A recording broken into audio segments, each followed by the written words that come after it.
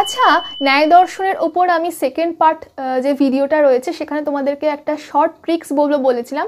Short ট্রিক্সটা তোমরা একটু লিখে নাও। শর্ট ট্রিক্সটা হলো যে 16টা যে পদার্থ রয়েছে ন্যায় দর্শনে, এই 16টা পদার্থকে সিকোয়েন্স ওয়াইজ কিভাবে তোমরা সহজে মনে রাখবে। লিখে নাও, প্র প্র সপ্র দৃশি অত নিবাজ বিহেছ জানি। অর্থাৎ প্রত্যেকটা পদার্থে প্রথম শব্দকে নিয়ে আমি একটা সিকোয়েন্স তৈরি করেছি। শুধু সিকোয়েন্সটুকু মনে রাখতে পারলেই তোমরা পরপর যে 16টা পদার্থ রয়েছে সে কটাকে মনে রাখতে পারবে। প্র প্র সপ্র দৃশি অত নিবাজ বিহেছ জানি।